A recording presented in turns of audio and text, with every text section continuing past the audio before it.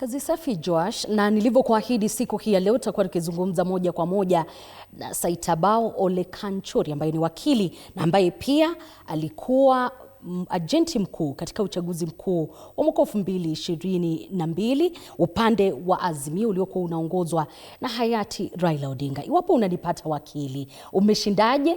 Mwaka mpya upo namna gani? Manake najua umeanza kwa siasa. Asante sana Liza, na kupata vizuri. Mwaka mpya umeanza vizuri, umeanza na kishindo kweli. Labda yako sijui. Kwangu umeanza vizuri, na nitaanza kwa kuuliza maoni yako kuhusiana na mpango huu wa Nyota kabla tuingie katika masuala mengine. Ninajua upinzani una maoni tofauti, ila Rais William Ruto anasema huu ndio mpango ambao utaboresha ajira katika taifa hili la Kenya. Kwako ni namna gani?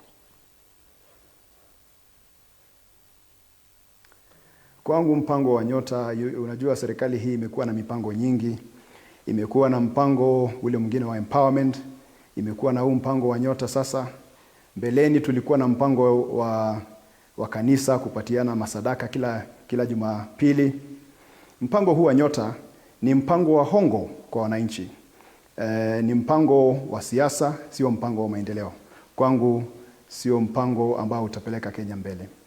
Uoni kidogo wakili, pesa hizi ambazo Rais William Ruto anawapa wale vijana ambao hawajafikia masomo ya kuweza kujiendeleza zaidi, zitawafaidi? Manake hata shilingi 20,000, 30,000, 50,000 zinaweza kuanza biashara. Hauoni ni kitu ambacho kitadumu na kuwapa vijana ambao wengi wamekosa ajira? Wajua Liza, serikali inafaa kuwa na mpango ambao ni mpango consistent, nikisema kwa Kiingereza. Walianza na Hustler Fund, kidogo wameachana na Hustler Fund, wamerudi kwa empowerment, wakatoka kwa empowerment, wamerudi kwa mpango nyingine. Hatujui wakitoka kwa Nyota wataenda kwa mwezi ama wataenda kwa mass, hatujui. Lakini serikali haifai kufanya, kwanza kabisa serikali haifai kufanya mipango ambayo haina mipangilio kamili. Manake hawajatueleza Hustler Fund walifikisha wapi. Hawajatueleza empowerment walifikisha wapi. Wameanza sasa mambo ya Nyota. Hawa watu wanatafuta Nyota mahali mbaya. Wakatafute Nyota kwa kuendeleza nchi kwa jumla.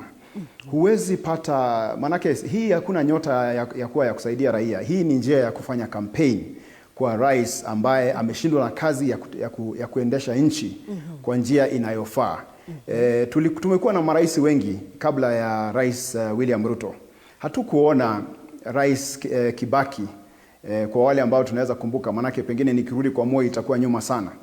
Lakini hatukuona Rais Kibaki akitembea akitangatanga kila mahali, mara anasema hii, mara anasema hile. Hatukumuona hata Uhuru Kenyatta. Kama kulikuwa na mipango ya serikali wakati wa Uhuru Kenyatta, mipango ya serikali iliendeshwa na wale ambao wale ambao hiyo ndio kazi yao. Lakini sasa huyu ni rais ambaye yeye ni rais, yeye ndio PS, yeye ndio waziri, yeye ndio messenger, yeye ndio kila kitu. Na mipango hii ni mipango ambayo inaonekana kuna confusion. Manake kila siku ni mpango mpya. Kwa uchaguzi wa mwaka wa 2027, sheria ya uchaguzi ni kwamba huwezi tumia mali ya umma kufanya campaign. Hii ni njia ya Rais William Ruto kufanya campaign wakati ni kwa sababu anafanya campaign kwa sababu ameshindwa na kazi ya kuendesha nchi. Sasa anatafuta njia mbadala ya kuhonga wananchi akitumia njia ambayo anaita Nyota. Hii nyota yake ni kama imedidimia kiasi. Asante kwa hilo. Nitakuwa nikizungumza nawe kwa mengine mengi, haswa uchaguzi wa mwaka 2022, baadhi ya cheche ambazo zimekuwepo ndani ya ODM. Zile pesa za maajenti zilikwenda namna gani? Manake najua wewe ulikuwa ajenti mkuu na unayafahamu haya. Hivyo basi, mpenzi mtazamaji, usicheze mbali, manake tukirejea mengi yapo.